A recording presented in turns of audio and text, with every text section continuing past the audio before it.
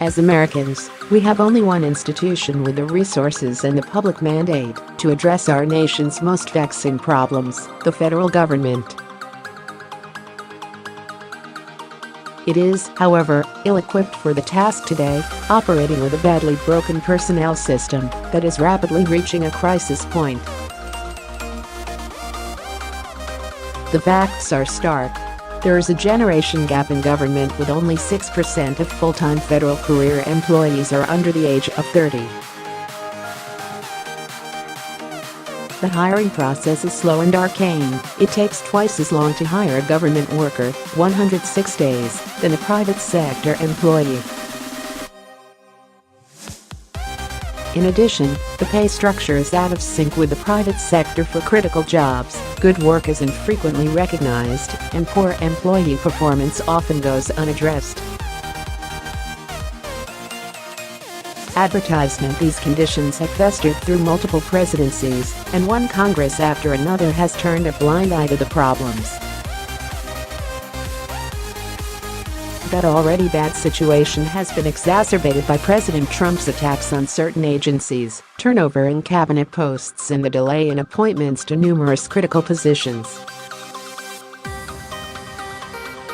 The Trump administration also has proposed weakening civil service protections, freezing salaries for federal workers, and slashing retirement programs, all while devaluing experienced civil servants to such a degree that there's been an exodus of career professionals. The government compensation system, which dates back to 1949, remains disconnected from the broader labor market, failing to distinguish between the skills required and market demand for different occupations.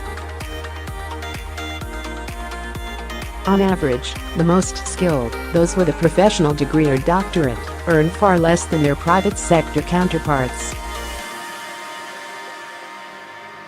For example, the federal system caps salaries for chief information officers at $189,000. They can earn many multiples of that in the private sector. Advertisement Such disparities makes it extremely difficult to attract or retain people for crucial federal jobs. In a 2017 government-wide survey, barely 4 in 10 employees said their work unit can recruit people with the right skills.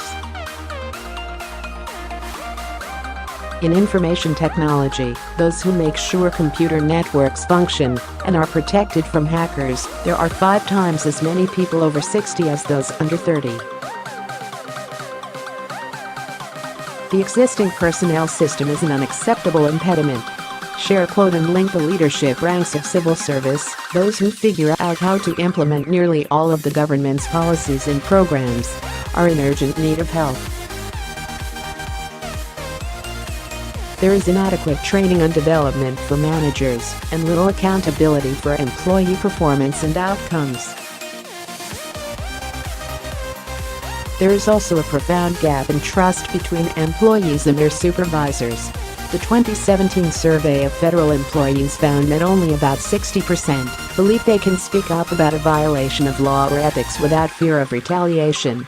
In the private sector, that number is over 75%. Despite many obstacles to good performance, most federal employees are dedicated and do extraordinary work on behalf of the public. But the current personnel system is an unacceptable impediment. The president, agency leaders, and Congress must take steps to reform it.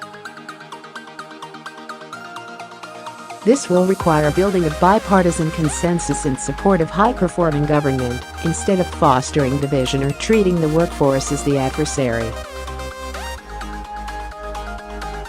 A starting point should be the overhaul of the hiring process to better identify the most qualified candidates and allow for quicker decisions. Current hiring standards emphasize experience over potential, which is a disaster when it comes to recruiting young people out of college. The government should follow the lead of top private sector organizations, use internships to test young talent, and make job offers to those who excel. advertisement rather than pursuing rule changes to fire federal employees faster. The President and Congress should be doing more so federal workers get better management. For example, separate promotion tracks should be created for those with technical expertise and those with potential to be great managers. Public-private talent exchanges should be used to bring expertise and fresh ideas to government.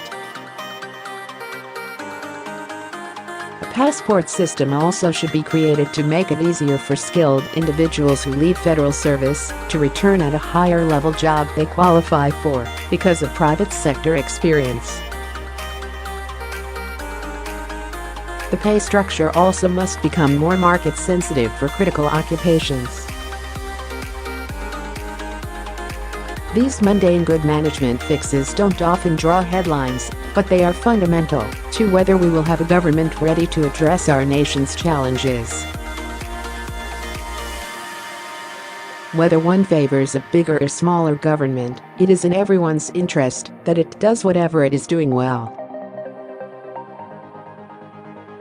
Max Dyer is the president and chief executive officer of the nonpartisan, nonprofit Partnership for Public Service.